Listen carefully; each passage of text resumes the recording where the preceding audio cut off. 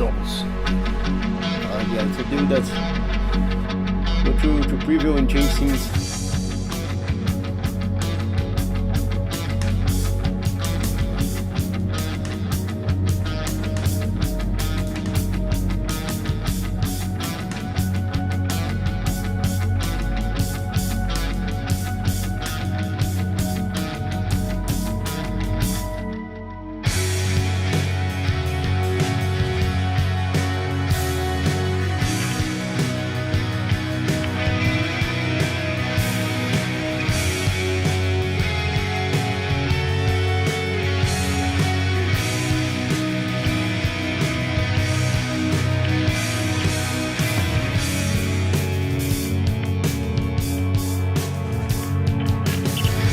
Welcome back to Music That Doesn't Suck, the place where we talk about music that is actually not terrible.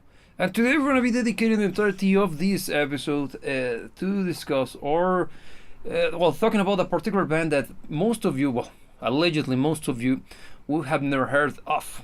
The band in question, it's a progressive metal band coming from America, and this band is known as Symphony X.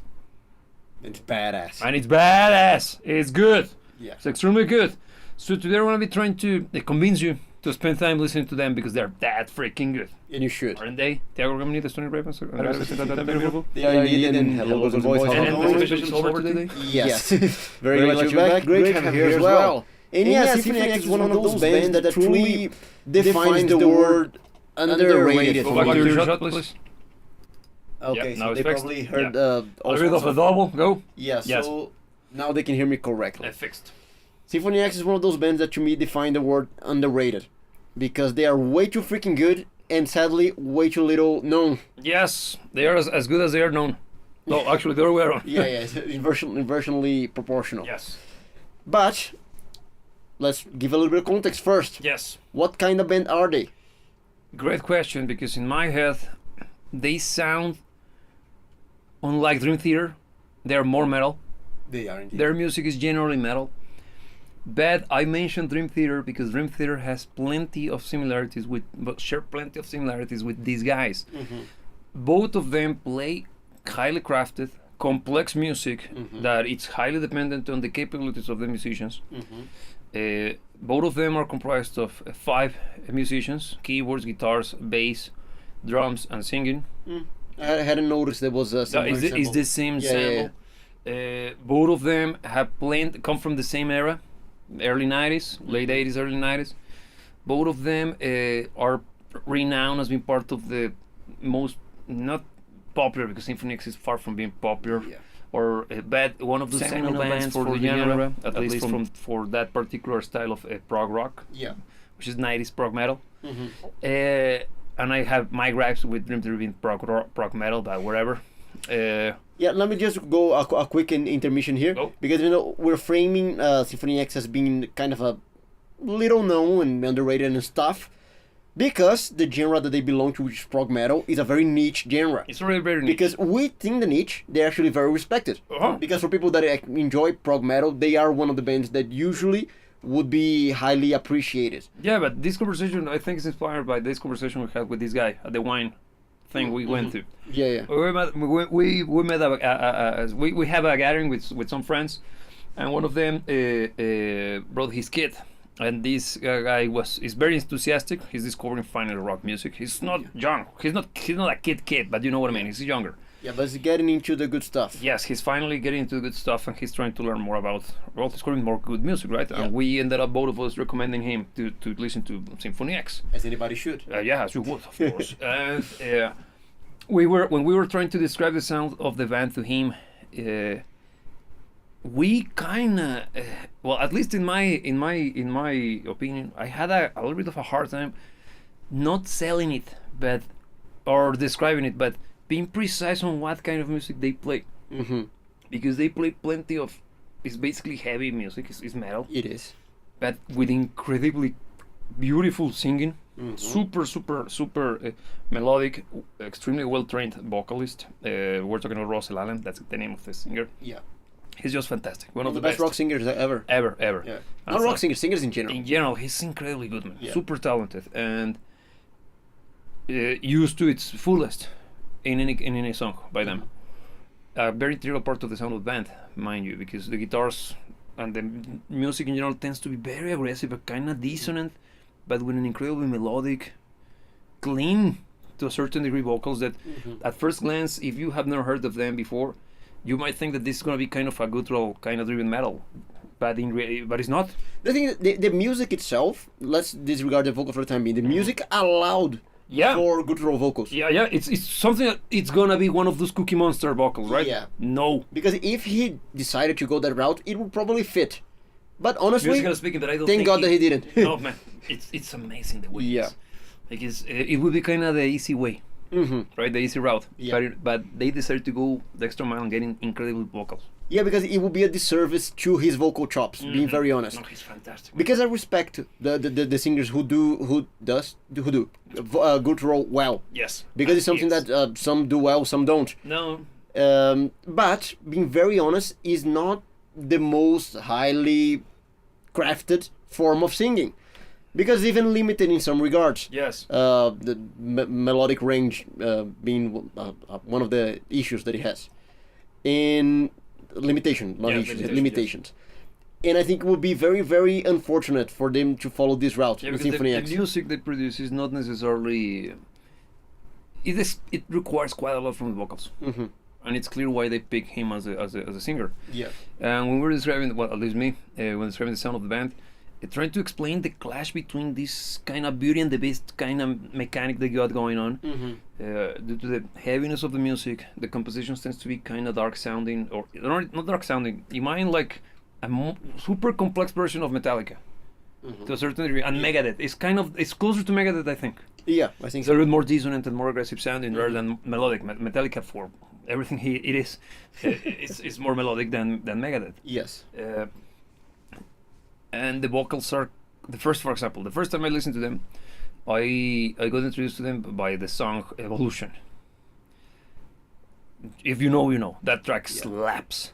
The Mythology Suite. Yes, and that song is damn fantastic, heavy as balls, and you expect, due to the nature of the riff, it's super dissonant, super mean sounding, double bass drum since the beginning, but like this is badass. And then the singing kicks in. I was expecting a guy singing like the Backstreet Boys in the midst of this, but it's not the Backstreet Boys, it's Journey.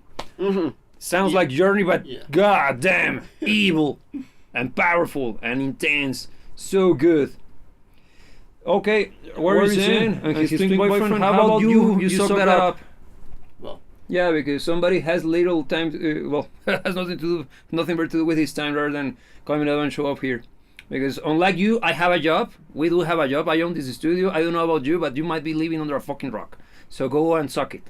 But talking about Symphony X, such a good band, and also very much, how can I put it? Driven by incredibly talented drumming as well, man. Yeah. Because the drumming tends to be quite intricate, intense, powerful, but never in the way. Yeah. The thing is that we can go probably throughout the course of the conversation, go over on a musician by musician basis, but every single one in the band is extremely proficient, and every single one in the band as well knows where to shine. Yep. Because it's one of those bands that gives space to everybody. The compositions themselves, they are very musical, even though they are very complex.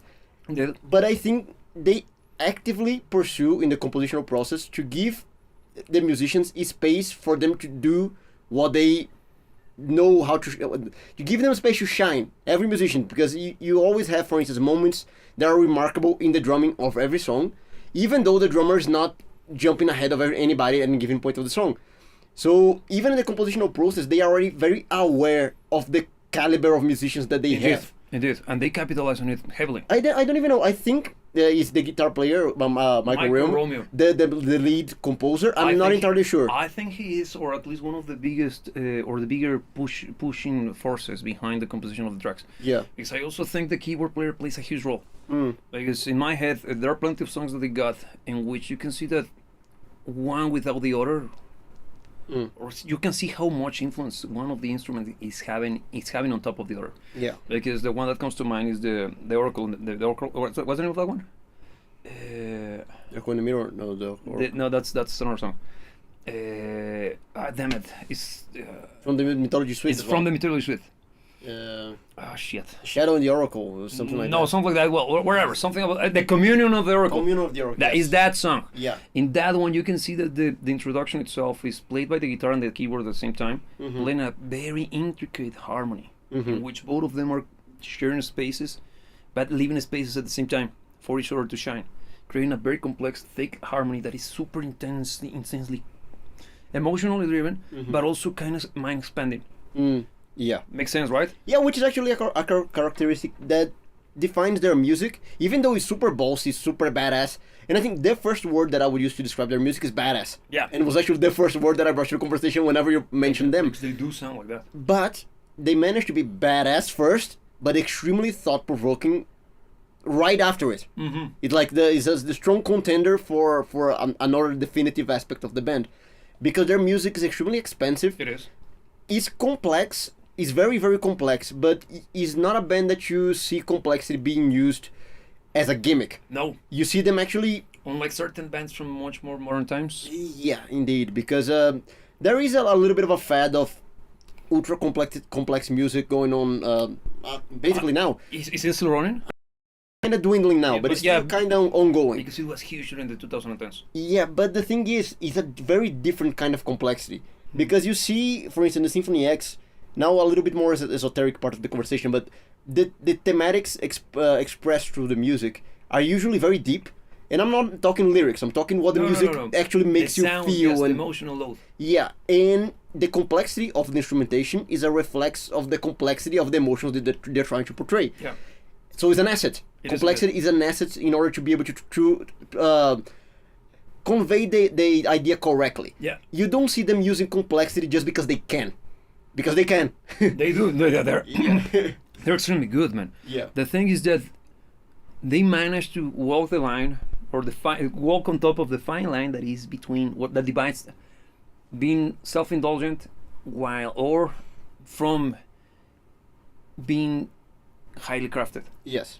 They know how to balance it correctly for the vast majority of times, because maybe it's because I'm a fanboy, but it's been very hard for me to find a track that I find boring or kind of going nowhere out of just wankery. Yeah. It happens in the first album. Yes. Which I'm not a fan, be very honest. No, me neither, because it feels a little bit too much, relying too much on the look, we're very good, rather than the music. Yeah. Because from the second onwards, which is the Divine Wings, right? No, I think that's the third one. So it's Symphony X is the first. Yeah, then the Masquerade. The emanation of the one with the masks. Yeah. That's a little bit less bad. Yeah. And this is not a bad album. No. It already has some of the good songs. The thing is that from the Divine Wings onwards, it's just fantastic. That's the Symphony X we know and love. Yeah, and it's so good, man. Yeah. Because it's so consistent, so unique. Because the sound clearly evokes this kind of gothic feel to it. Kind of, how can I put it? It makes me think of vampires and stuff. Don't know. What do you think? Yeah. Has that kind of aesthetic, particularly those earlier albums, because they had plenty of. Since it was during the mid-90s, it was also influenced by the development of power metal. Some people say that these guys are kind of power metal driven as well. They're way too proggy to be considered power metal. Agreed. No, but I can see why would you say such a thing. Because there are correlations. Yeah, you can hear elements from power metal in their music, particularly the use of the orchestration, because they tend to have this. The use for the keyboards, it tends to be very similar to the way that Rhapsody of Fire uses their own keyboards as well, and the compositions tend to have this fast, in certain moments, this fast boot camp rhythm. It's very much the power metal stuff. Yeah. So, those albums have that particular element. The thing is that later on in their career, getting to the early 2000s, they started to go even harder on the prog. Yes. But their music became more complex. Yeah, and funnily enough, later, in the mid-2000s, they went a little bit more simple. Yeah. They went a little bit more straightforward. Pop is definitely not the word. No. It's a little bit more easy to digest. Yes. I think that even though some of my favorite stuff by them is kind of in the middle of their career, like Divine Winds of Tragedy is probably... Is it my favorite album? No, it's great. But their later stuff, I think, is a better way to be introduced to the band. If you're not necessarily into this kind of music yet. Because it's a little bit more... It's easier to digest, man. Because even though we're talking about great music, they are always very musical, okay? We're not talking about Captain Beefheart. No, they are very musical musicians. But it still might be a little bit too much if you're not used to this kind of music. It could be a little bit daunting. Because it's very complex, once again. The technical proficiency is there to be seen. And at times, if you're not used to this kind of music, it might feel like too many notes. Yes. But I think that their approach to it is actually very musical. Because when you usually see them and Dream Theater being part of the same conversations. They tend to be. And I actually think, and this might be a controversial point for some Dream Theater fans out there, Symphony X is actually more musical than them. Not because of range, because I actually think that Dream Theater has more range. But Dream Theater has more moments of being simply pretentious. I can see what you would say that. Because I agree. I think the use of complexity, coming back to the complexity thing, I think the use of complexity in Symphony X is mostly always to the service of the music. And in Dream Theater, you see several moments of them simply showing off. Yeah. And I say this as a fan of Dream Theater. Because showing off is kind of a strong word, but I know what you mean. Because it's moments of musicianship for musicians. Yeah. Rather than just musical moments. It's not necessarily to the service of the song. No, it's just, look at this. It's fantastic. And as a music fan, you're like, wow. Yeah. But yeah, it blurs the line between... They're almost there like, this is kind of annoying, but it's never crossed, in my opinion. Some people differ, but don't get me wrong, because Dream Theater is actually a very musical band. But they have their moments. Yes. And Symphony X doesn't suffer from the same. No, it has its moments as well, but I think it's less often. It's less often, and they tend to be very much kind of centered in the concept of music. Yeah, indeed. Yes. So now, big question, first one. What would be your first pick, so you can introduce someone into the band, or into the world of Symphony X, and why? Because I wanna use this as a starting point to get somebody interested in their music. Okay.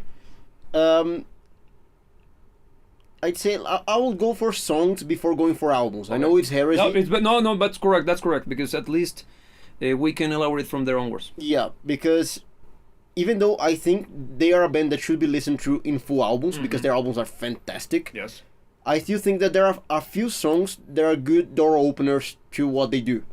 Because, for instance, When All Is Lost is a song that is very easy to appreciate. Yeah, it's a very good pick. That kind of breaks the barrier of the progressive metal genre. Because most of their catalog, if you already like this kind of stuff, you're going to love it. Because they do the prog metal thing probably better than anybody else. Yeah, because in my head, they are the prog metal band. Yeah.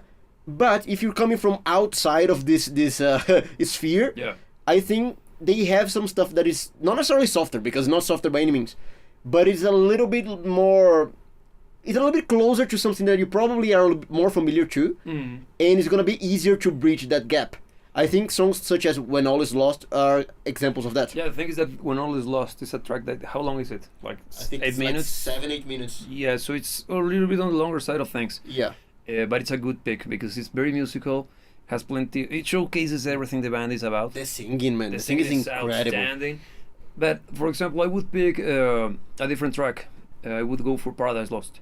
It's shorter. It does fantastic singing. Yeah. It's the show, at least in my opinion, is the main event of that particular song. It is. Great musicianship. Guitar solo galore, amazing. Yeah. But also the band plays amazingly well in that particular track. It's busy enough, but it's not overwhelmingly busy.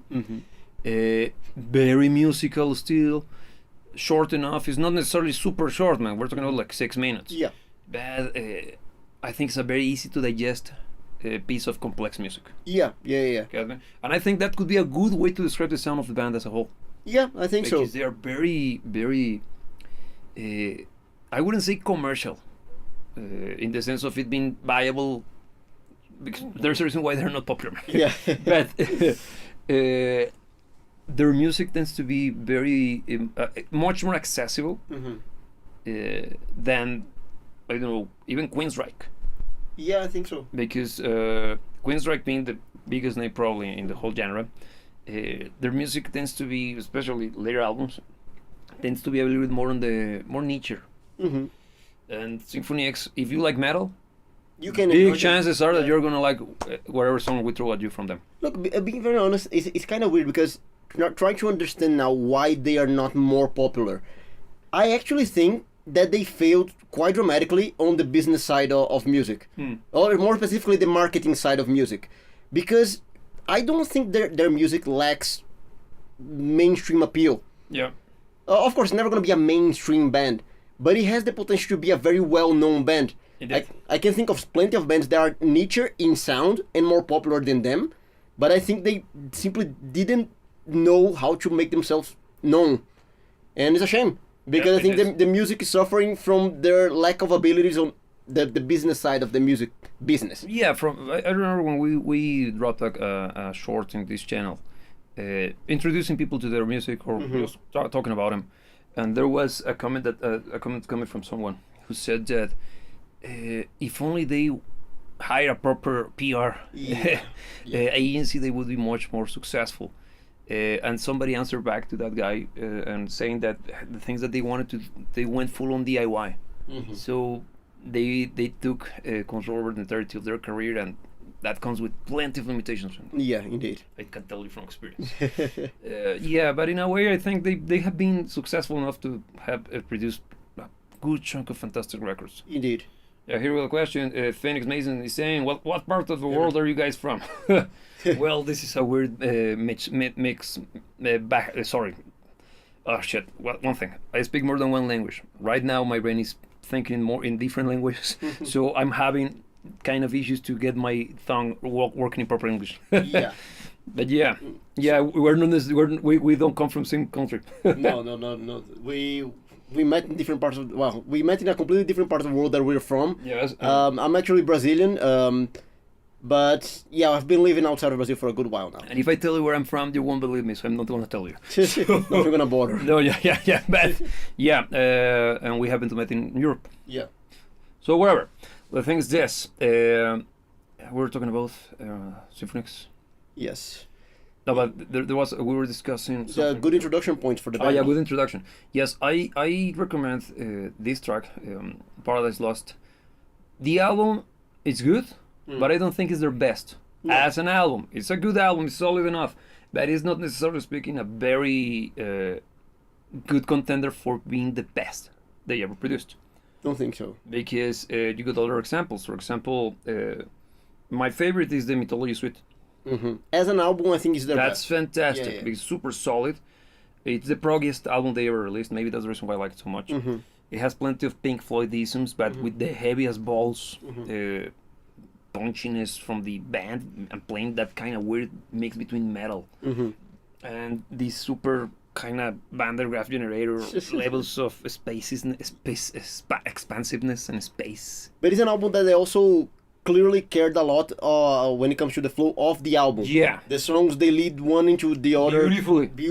Yeah. Because it's, even though their albums, they always make sense as albums, you don't always see this kind of one song leading into another kind of thing. And in that one, it does feel entirely as one body of work. Yep. Broken down into songs. Yes. And it's not the album that contains my favorite tracks. Isn't it? No, it isn't. Because... you're one of those new fans, I remember. No. The thing is that my favorite songs are scattered all over. Because The Odyssey is probably my favorite song by them.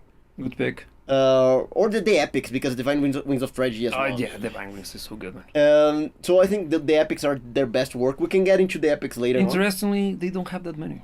No, not to this caliber. To that level, yes. But the thing is that their career has been very consistent, man. Indeed. I think that their first album is the only one that I'm not truly sold. No.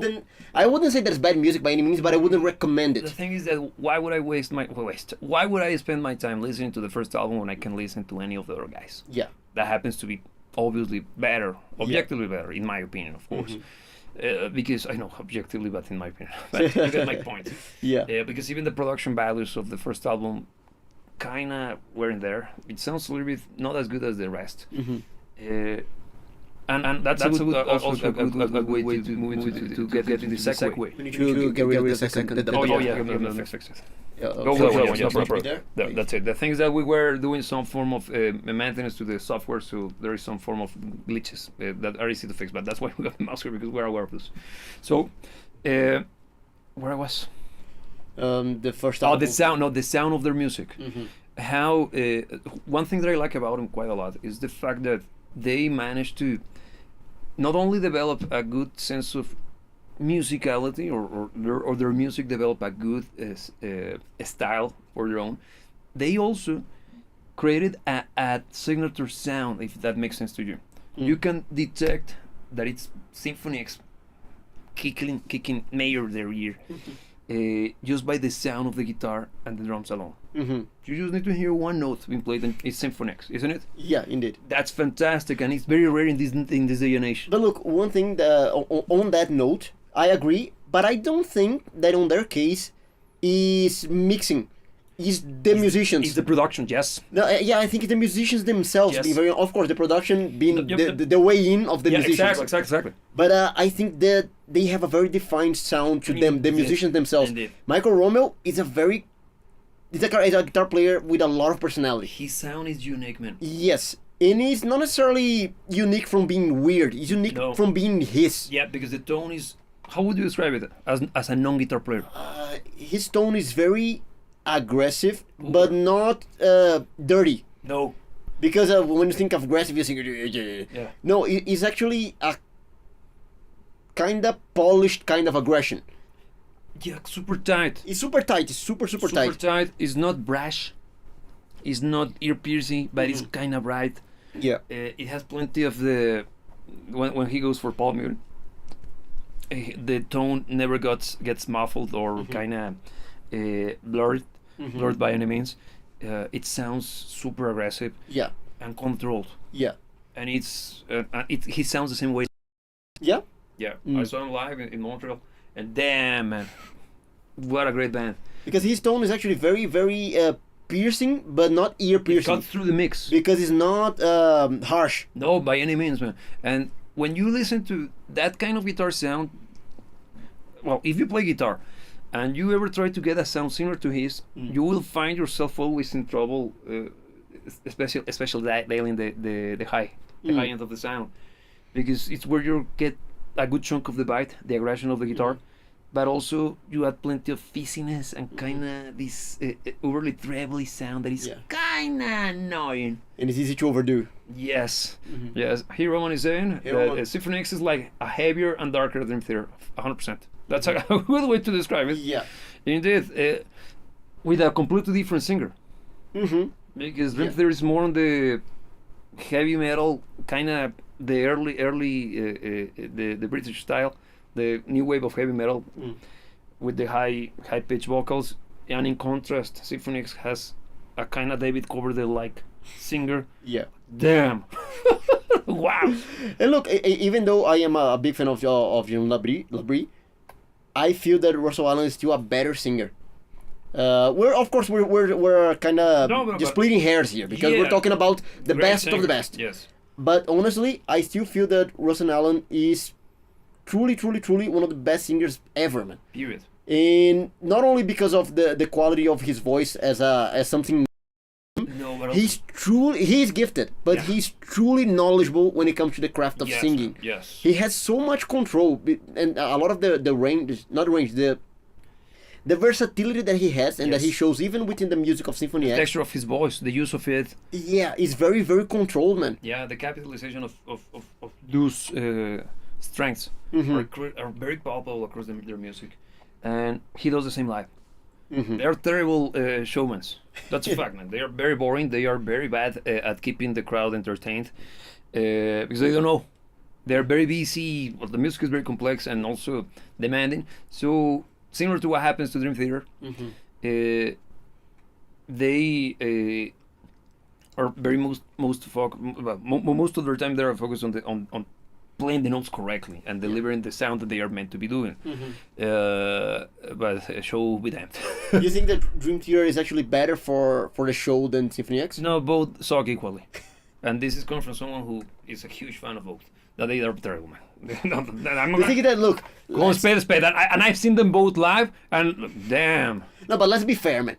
What they're playing, No, I get. It's No, I know. insane. No, I know. It's impossible for them to be doing the Bruce Dickinson thing. It's a Yeah, fact, man. yeah. So I'm just being objective, man, because a good chunk of a rock show is the physicality of it. yes. And I get it, man. The same happens to bands like Yes, for example. Mm-hmm. How can you be rocking around when you're playing that level of complexity, man? Yeah. You gotta be very much in the game. But look, as a counter argument, there's Emerson, Lake and Palmer. Oh yeah, but Because actually they delivered a show, man. yeah, they did. They were rocking the whole thing, man. Yeah. And their music is arguably more complex. It is more complex at the technical level. It is. Yeah, so... Yeah, but the thing is that now it's not. I'm not gonna say that it's a fair comparison, but goddamn it, I get your point. Yeah. And but coming back to the sound of their music and the productions, because it's something that I find to be very, very important. They have a consistency in the way their albums sound, particularly starting from the Divine Wings onwards. Their albums, progressively speaking, they get better sounding because obviously budgets and technology allow for it, but sticking to the not tried and true, a personalized sound that it's a very much a representation of the sound of their music as a whole. And I don't think that that's common anymore, man. No, the thing is that we're talking about musicians that care, first and foremost. And I think the consistency of their sound is a good testament to their involvement or even their control over the whole process. And super stupid segue. The guitar reminds me quite a lot of Testament, sound-wise. I can see that, even though the music is very different. No, but I can see the tone, correlation. right? The yeah, tone, yeah. I think we have a comment there for Roman. Yeah, here Roman is saying that influences blend traditional heavy metal, Black Sabbath, Iron Maiden, Judas Priest, Rush, Kansas, neoclassical metal such as Yngwie Malmsteen, Randy Rhoads, and classical composers such as Bach, Mozart, and Holst. Yes. Hello, we actually haven't spoken about the very, very, very clear classical influence and orchestral, because even in the name, Symphony X, Yeah, even the name itself. is that they picked that name for a very clear reason. Yeah, because they do sound like an orchestra. Yeah. Yeah, their music is very much written in a way that sounds like orchestral music. And that's one of the reasons why I do think that even though I wouldn't recommend these ones as the starting point to get to know their music, they're big songs. They're the ones that you actually see what the band is all about. Oof. Because I think that's what they are meant to be writing. Yeah, and like they songs such as excel Divine Wings or Tragedy, for instance. Yeah, they're Because fantastic.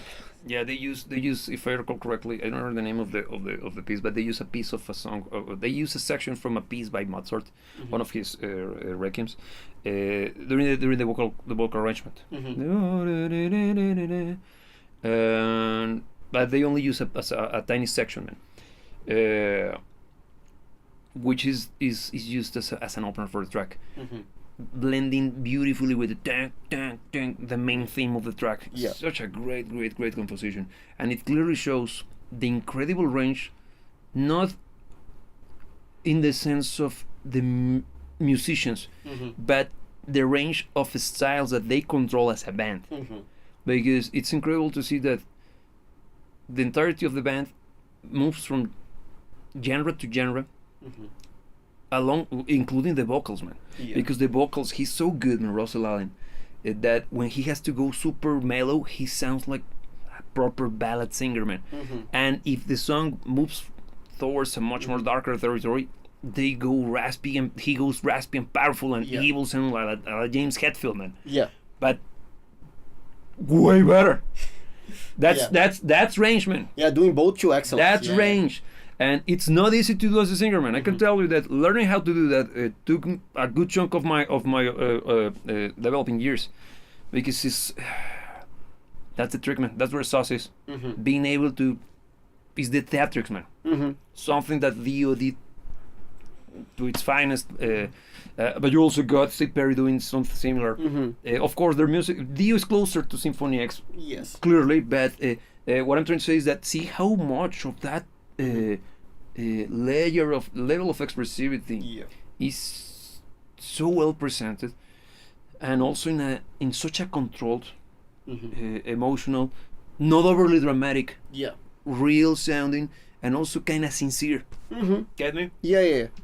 Yeah, he wrote saying the more complex the music, the more stage lights, lasers, you need to attract the eye of the fans because they get bored easy, and you can run around the stage playing complex rhythm and notes. 100%. Yes. 100%. The thing is also the kind of people that care for this kind of music. They tend to be a bunch of nerds. Is willing to accept the fact that in order to be doing what they're doing on stage, they need to be focused almost 100% in playing correctly. Compromise order. Because I think is the kind of band. It's not a band for musicians from the perspective that you need to be a musician to appreciate them, but still, I'd say probably 90% of the audience are people who are involved with music to some degree. Yeah, because when I saw him, it reminded me quite a lot of my early gigs. Just a hole in the wall, proper sound. Proper sound stage, proper stage sound, roadies, but no more. No lights, no nothing. Like, there's the stage, here's the audience, you knock socks out. Yeah. And that's what they did. Fantastic. The thing is, like, I have told, I think, before, the audience ended up taking over the stage, man. At the end of the concert, there was a bunch of hot chicks dancing on top of the stage. And Russell was behind, like, what the hell? I never see this coming. Yeah, even at the end of the concert, like, we should come more often here, man. There's something going on. We finally got chicks and plenty of high quality chicks. At that, it was a good day. So, and I don't think they ever expected to have no, man. That's why they didn't know how to deal with it. And if you want to see, there is footage. Look for it. It's called. It was Symphony X Montreal 2016. Le Furfus Electric. I know it's in French, but whatever. Just look it up. Go to YouTube and you'll find some videos out of that concert, Montreal Symphony X 2016. Yes. Okay, and you're gonna see what happened. Yeah, you'll see. I'm not gonna spoil it because it was a mess, but it was a good concert.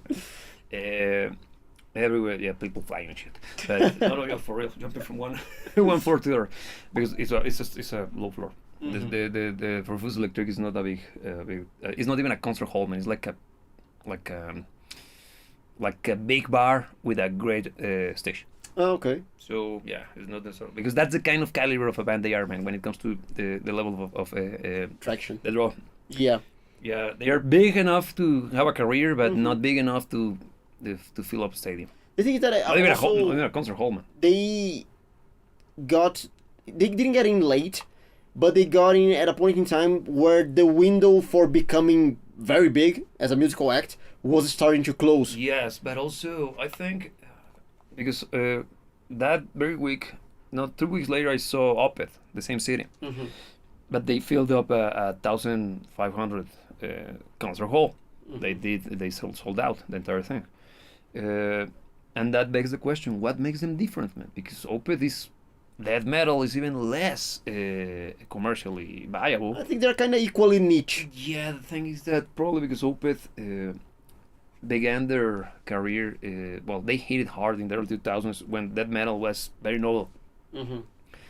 And Symphony X sounding a little bit, as Roman explained before, a little bit more of a weird mix between modern styles and the traditional heavy metal styles, wasn't as in vogue as death metal was in the early 2000s. Yeah. Because Opeth, maybe, they took advantage of the massive success that was Dimmu Borgir's, what's the name?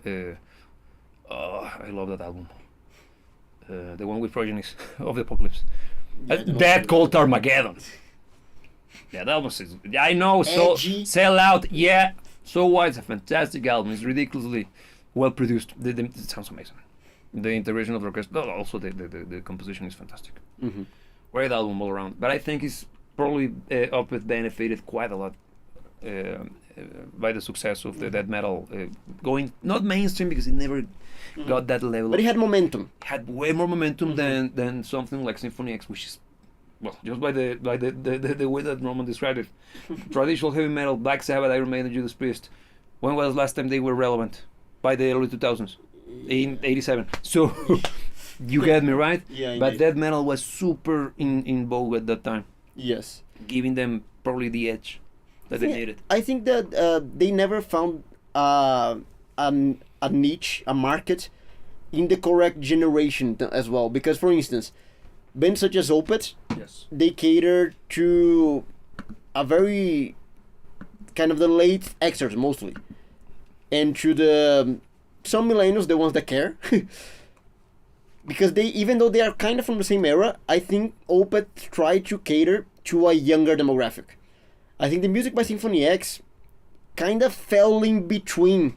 It didn't appeal to the young people. Now looking, just thinking on demographics, okay? Gotcha.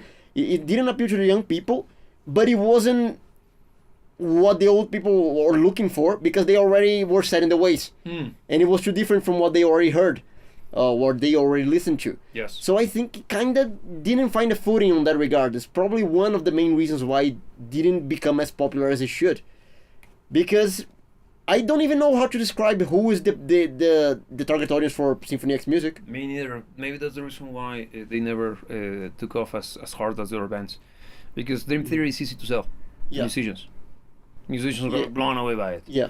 Opeth, it's much more mainstream because death metal is a little bit more open-ended. Yeah. You don't have to be a nerd to appreciate it because Opeth is not necessarily a complex band. But it was kind of for edgy young adults at the point that they actually took momentum. Exactly, man. In contrast, Symphony X is like, it's kind of power metal, but it is not. It's prog rock, but it's way too heavy. Is it metal? Yes, but it's complex. The singing is fantastic, but it's not Journey. Let me just make a very clear, clarify something here. Because good music can be enjoyed by everybody. This is not what we're talking about here. We're talking about No. the Trying marketable to think as approach. trying to think as a merchant. Yeah, because the music is a product, and as any product, you need to find a market for it. Yes.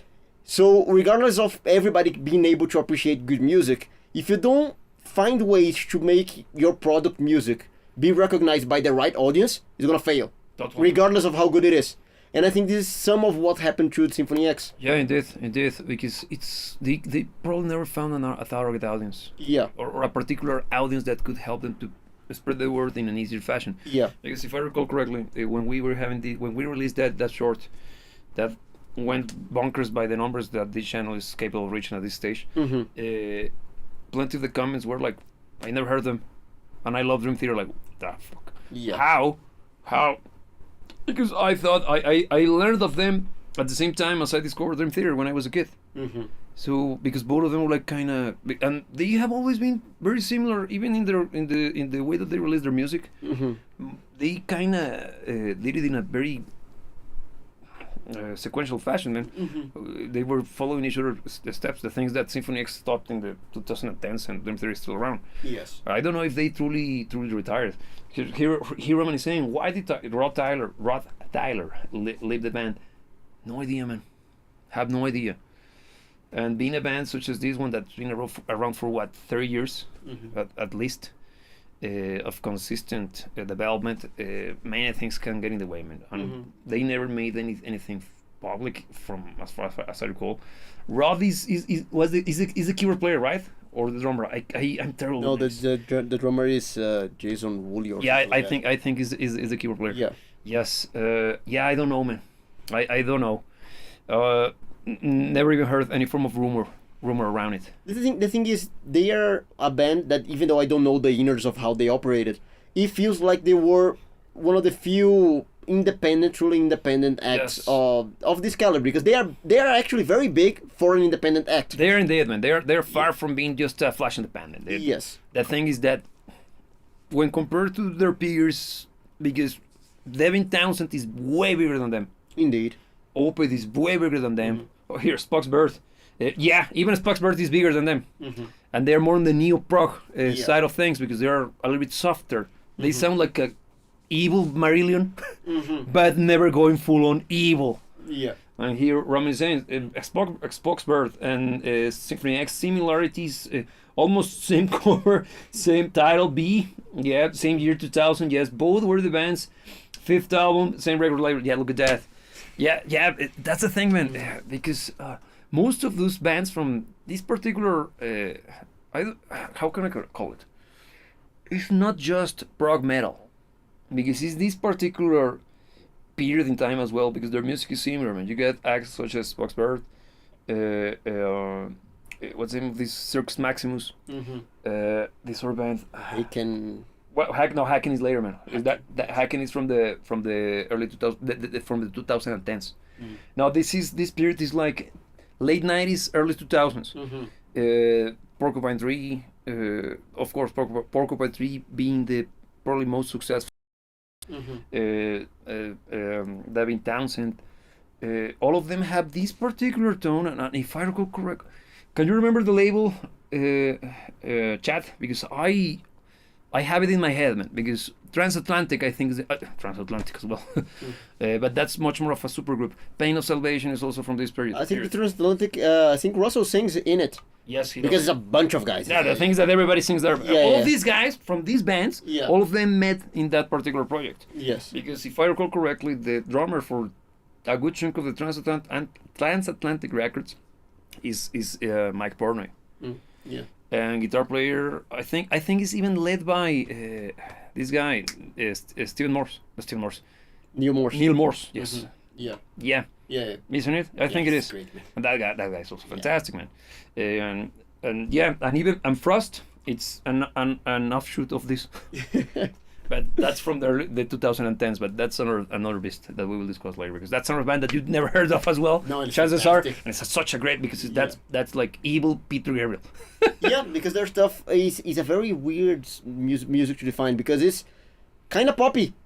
Way too poppy. But it's very weird. It's very complex. And you're like, wow. Because it's pop at the same time that is the antithesis to pop. Totally. So it's like, I can't believe this is better.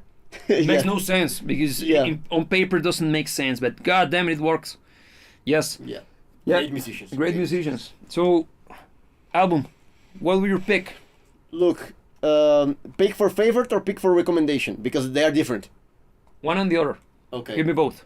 First yours. What will be your pick? Okay, so look, I think. And why, of course? My pick is the Divine Wings of Tragedy. Okay. Because it has Divine Wings of Tragedy. That song says. Which is simply a masterpiece. It's one of the best songs I can think of. It's a fantastic song. It's beautiful. It's beautiful as a piece of work. It's the kind of stuff that you listen to and you think to yourself, a human being created this. Yes. It's one of those. Yes. Let me tell me if it's due to this section. After the introduction, when they go super heavy and kind of dissonant and stuff, and then bam, bam, yeah, and then with the piano, yeah, and then they go the drum is so good, yeah, and then the harmony is complex as all balls, but beautiful, and you're flying, and then they turn up the beat, yeah, and the singing kicks in like, wow, I didn't see that coming. Yeah. But then song evolves. Yeah. It gotta fit. We're close to the end. It gotta be they're just gonna simply give me a simple resolution, and then with it, they bring it back. Yes. And when they bring like there no more. Yeah. You're like, nah, that was incredible. Yeah. Yeah. No, that thing is that song slaps, and it's a masterpiece. I have no reserve to actually call it a masterpiece, because it truly is. Anybody that listens to it with care is gonna be blown away by it. There's no way not to. Yeah. Because even in the introduction, you might be saying like, they went a little bit. They took the whole name way too seriously, because that was my initial reaction. It's so well crafted. No, I loved it, man. The thing is that, probably because it was the second track by then that I listened to. I listened first to Evolution, and then I saw 20 minutes. I gotta listen to that. Yeah. So I listened to the Divine Wings and the introduction using the chorus, the choir, and stuff like. Okay, I get it. It's Symphony X. They gotta do something like symphonic, right? This is a beautiful arrangement, and it's amazing. 20 minutes in, it's gonna be 20 minutes long. I don't know where this is gonna take me, man. It actually got the pump. And when the whole song evolves, like, that was amazing. Yeah, the label Victor. Yes, thank you. Yes, is that one? Yeah, Transatlantic was later with Dream Theater because I think they released their Octavarium under with Transatlantic. But but that song is simply amazing. And the thing is that it's very intelligent. It's the kind of stuff that even a seasoned musician is gonna listen to it and is gonna think, I never imagined you could do something like that. Do something like this. Yeah, because all across the board, the instrumentation is incredible. Yes. The execution, fantastic.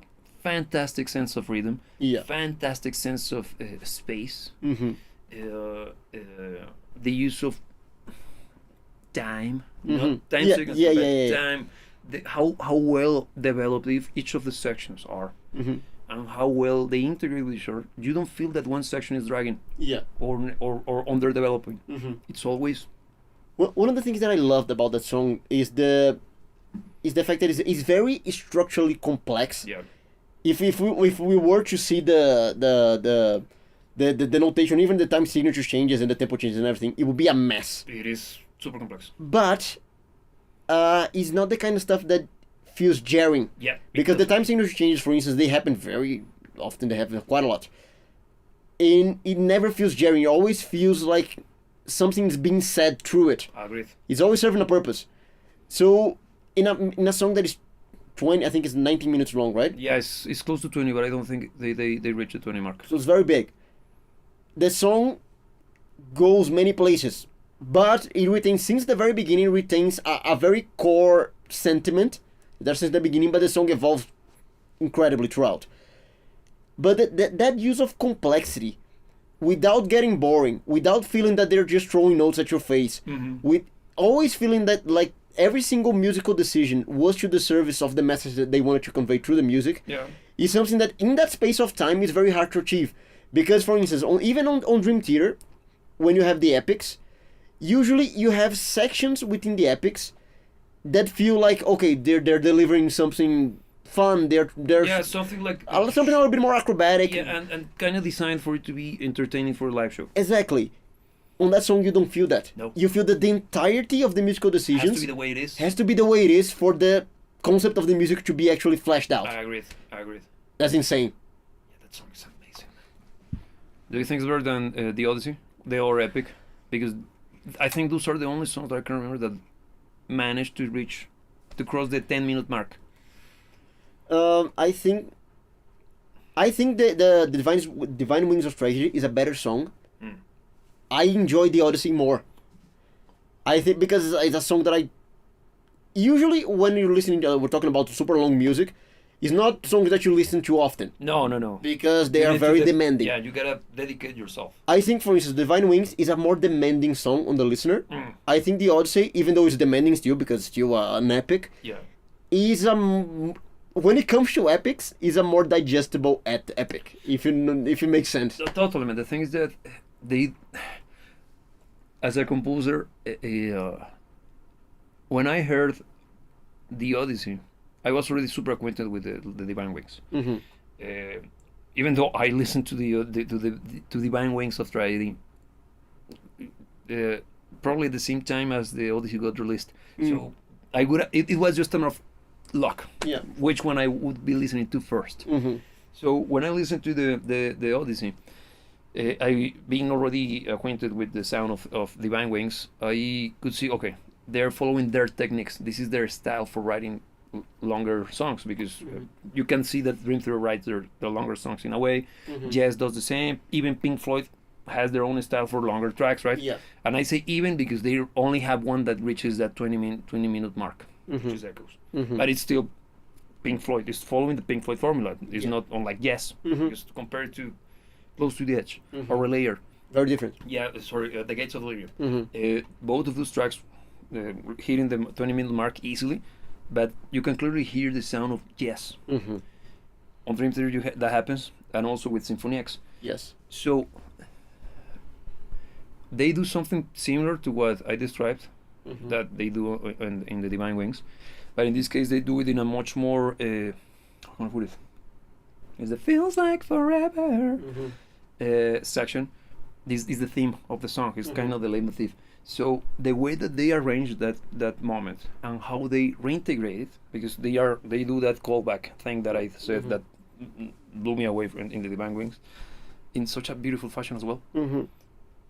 Both giving you this sense of kind of fulfillment. The tracks both of them feel like you truly went through the journey, and they begin in a way that is bombastic. Especially the Odyssey's way. It's sad that they had to produce it under those circumstances. But for those of you who don't know, the Odyssey has this incredibly beautiful orchestral arrangement that was produced under freaking keyboard. So early 2000s keyboards playing, well, the sound bank that got the closest to the sound of an orchestra. So it doesn't sound like an orchestra, and it could be kind of jarring for someone who could be expecting the real sound of an orchestra, because it sounds fake. But if you pay attention to the music only, you'll, damn it, this is a masterclass on composition. Yes, fantastic, indeed. Beautiful. And the way that the song evolves later on goes to a much more somber place, and being inspired by the Odyssey, that book, has this sense of actual adventure. Right? In contrast to the Divine Wings, it sounds like that song sounds like an introspection. It's a much more personal one. The other one feels like an adventure. While the Divine Wings feels much more like something that is like a soliloquy. I want to read esoteric. Look, I think the Odyssey, one of the reasons why I still think that is a more accessible song than Divine Wings, is because I think they deliver emotional payoffs more often within the song. Yes. So it's easier to keep yourself engaged to the Odyssey than it is to Divine Wings, because on that regard, I think it's a song that demands more of the listener. The Odyssey has this this storytelling element. Yes.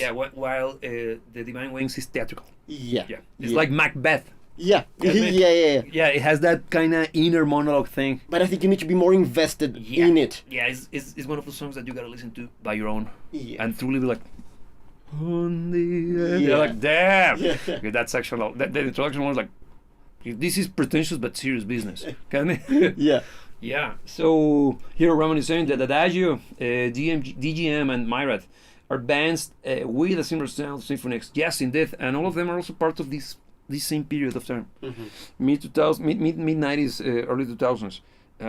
There was this kind of explosion of prog rock, not prog rock, but serious prog metal and rock bands during that period of time, never reaching the mainstream potential or airwaves, but we got plenty of good bands.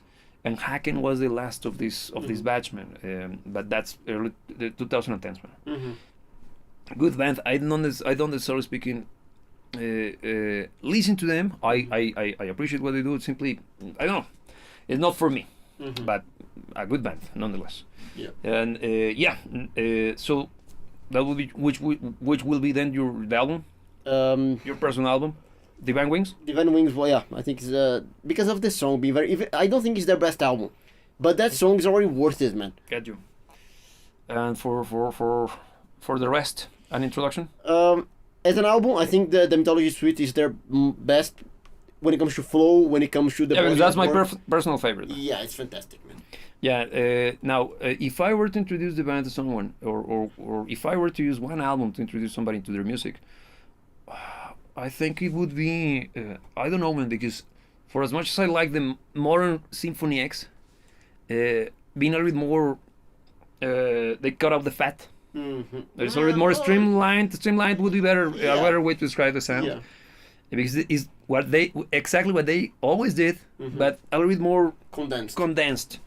The tracks that I like the most are the ones that are like fully fleshed out. For example, When All Is Lost, and that's from Iconoclast. Iconoclast, yes. Yeah, the album is good, but it's not that good. I wouldn't recommend it as a full album. It has great songs. It has great songs indeed, because Underworld, I think it's more solid as an album. It's a better album. It doesn't have the thing. Well, yeah, it has great songs as well, man. But the thing is that When All Is Lost is such a goddamn masterpiece, man. It is indeed. That song is like, I think it's the first one I showed you, right? I think it is. And I think it is a great introduction, man. Wow! Because it's shorter. Mm-hmm.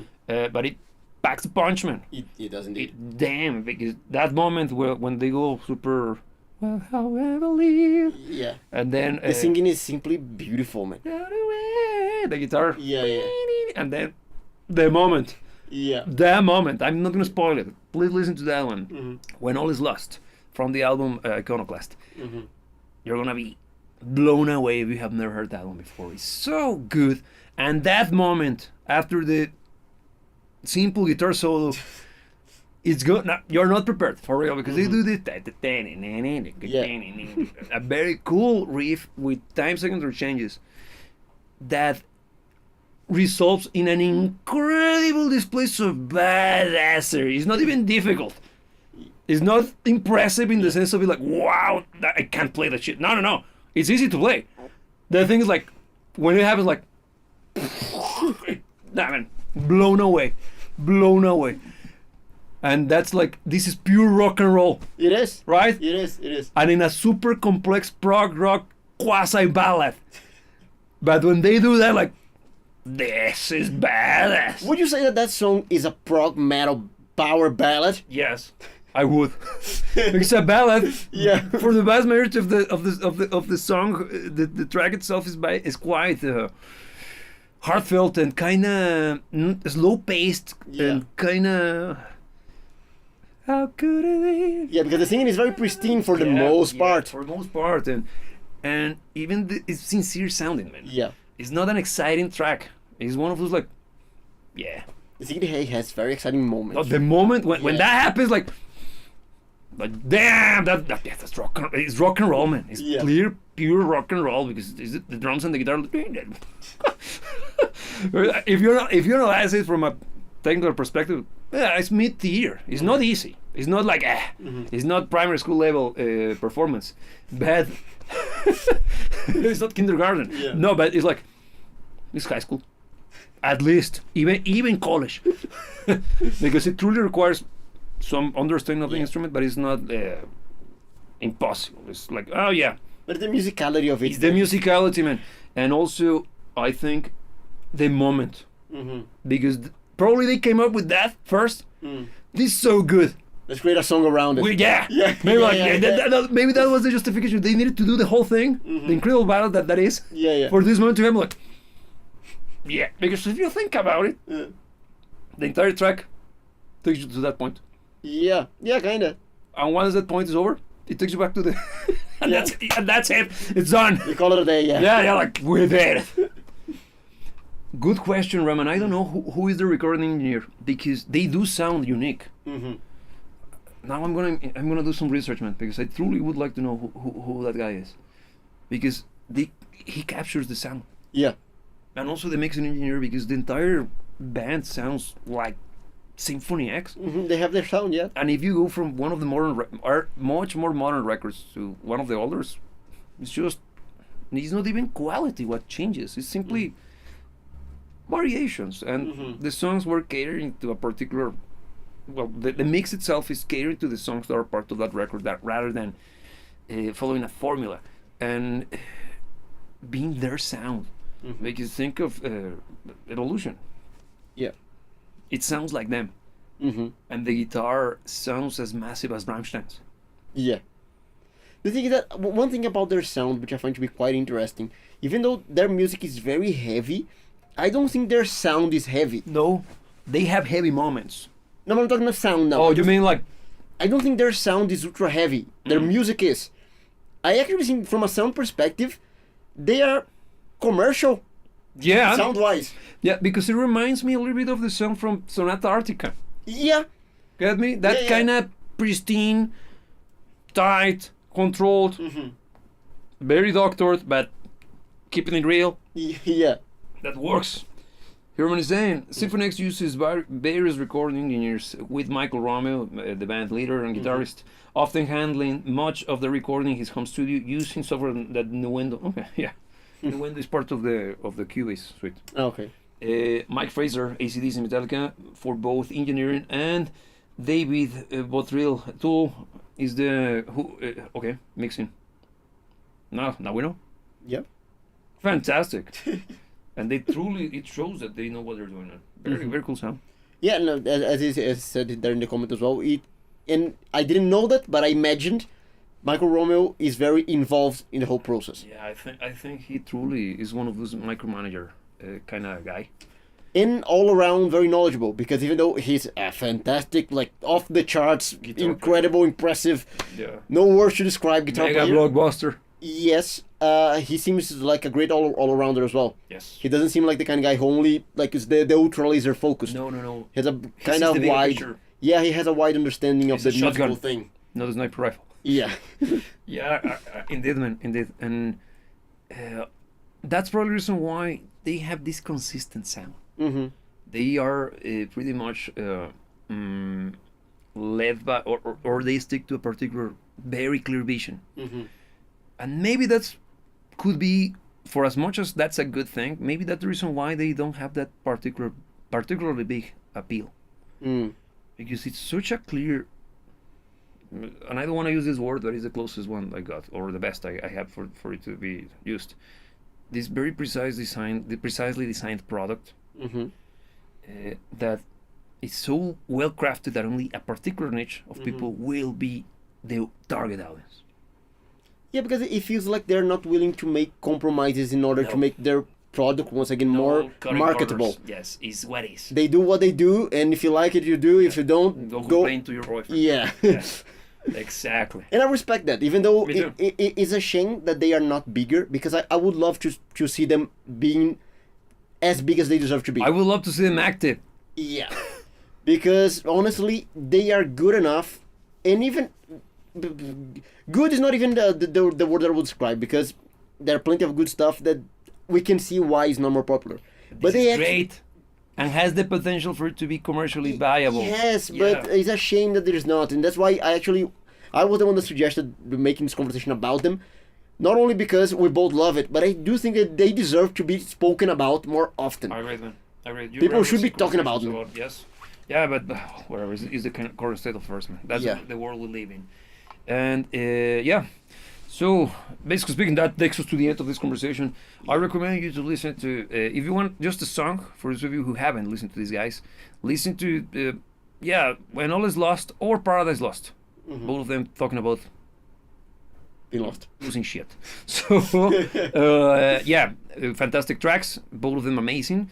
And both of them are kind of ballads, now that I think about it. Yeah, on the more energetic side, you already Evolution? mentioned, I would suggest Evolution, the Grand Design. Yeah, that track's... Yeah, because when it comes to being metal and badass, Yes. that's a better representation of what they do on that side of things. Agreed. And it's a fairly short track, but it's awesome. 6 minutes, man. Fairly short for this kind of music stuff. Yeah, but we're talking about prog metal, so of course. Yeah. You truly be... You gotta be in the know. You should be expecting some form of a length. Yeah. And here Romney is saying that Michael Romeo, it's an outstanding guitar player. Easily as good as Malmsteen. Yes. Yeah. But way less well known. Yeah, as well. Once again, the whole thing about it's not because they're not good enough. I think No, they man. failed in other things, man. Yeah, it was probably bad timing. Yeah. Because the thing is that Symphony X sounds quite similar to Yngwie Malmsteen's records, particularly the earlier stuff. Also, Blue Murder has plenty of Blue Murder. Especially the second album. The second album is damn. I can see where they got the idea for the band from. It's not a rip-off by any means. They simply got this. There's a particular track, Runaway, I think, from the second Blue Murder album. It's the opener, right? No, it's the third one. It's a 5-minute track. When I listen to it, yes, and check the time, the moment in which that record got released. Oh yeah, it's not nobody's ripping off anybody, but I can see why the band developed in this particular direction, because that record actually, that song in particular, yeah. The thing that the second album by Blue Murder is borderline prog metal. It's not prog metal because it's like on the heavier end of hard rock, Yes. but it's almost there, man. Yeah. The thing is that Blue Murder is so good. Yes. Here Phoenix Mason is saying, do you have any more plans to listen to more Kino? Yes. I actually, when you introduced me to the band, and I did that review for that song, I actually did some more research because it really took me by surprise. Because as I say in that particular video, it's very it's intriguing to me to see how music develops in different parts of the world and how the circumstances in which the music is well developed, how much do circumstances affect and shape the way the music is going to be created. Yeah. So of course, we can even let me get more acquainted with their music, so we can even dedicate an episode to this, one of these live streams to Kino. Because it truly took me by surprise, man. Yeah. And when I showed you, like, the hell. And honestly, I don't know what I expected, but it definitely wasn't that. Me neither. Yeah, me neither. Especially that song in particular. It's okay. Yeah, because when well, first of you know, Kino is a Russian band from the 80s, so you can imagine, like, okay, Cold War, Russian, and allegedly post-punk. Yeah, and even the album cover is look very, very punkish. Yeah, it did. I was expecting a punk track. But the track is not punk. No, by no means. It's like, Yeah. okay, this is took me by surprise, man. Yeah, and and very well crafted. Yeah, well Very crafted, well crafted with its quirks, and that's the interesting part. Of course, we will be talking about Kino more later on, man. But let me get, because I gotta know enough so I can give proper educated pointers. Yeah. Not just throwing shit to the wall. Yeah. Yes. So what would your pick for the song recommendation? I think the three that you mentioned, I think they are great because You mentioned Evolution, just Look, for the heavier side. let me pick. I'll make one change to the list because I think Evolution, the Grand Design, is a great showcase of their harder hitting aspect of their music. When All Is Lost, I think it's a great Power ballad. prog metal power ballad kind of thing. Yes. Something unique. But that's what it is. It's the sound of that song. And it's a great showcase of their more melodic side. But mature sound. Very mature sound. And let me see. And then if you're feeling adventurous, go on the Odyssey. Okay. Because Over the Divine Wings? I think that the Odyssey, yeah, I would recommend the Odyssey because Well, yeah, I can see why. I think it's a little bit more engaging, it's a little bit more easy to digest if you're not used to super long music. I think it's a good super long song for you to get into this kind of stuff. Yeah, I agree on that one because the Divine Wings is a little bit more demanding. Yeah. In that introspective kind of Macbeth kind of fair, yes. Yeah. I agree. I don't have any form of grab with what you just said. But look, their stuff is also always awesome. Yes. You won't make a mistake. Yeah, it's gonna be hard for you to find a stinker, man, because I haven't found one in the 20 years plus that I've been listening to their music. Yeah. So basically, bottom line, simply listen to them. Yes. You won't regret it. Yeah, any song you pick is gonna blow your head off. And if you have, well, you are a good guy. You know what you're doing. Yeah. Here, Phoenix saying, I left this in a comment. But I'll say it again. If one more punk sounding Kino song, check out Trolleybus. Okay, I'm gonna check that one. That's gonna be the next one. Okay. And maybe if time allows for it, I will work on a reaction for that particular song. Because the one I picked is the one about the cigars, and I was like, okay, I'm gonna. So no way to pronounce the name of the album. Yeah, no, of course not. I don't. So with that being said, thank you for joining. Thank you for watching. If you're watching at this very point, well, leave a like if you haven't, please. Because come on, man, don't be cheap. And like the guy at the beginning, you're people of culture and you know how to have a proper conversation on the internet. So thanks for joining, thanks for watching. And every single time that we meet you, let us remind you that you should never let anybody tell you what to dream about. And remember that we'll see you when we see ya. Estoy meando. ¿Qué dijo el cabrón ese?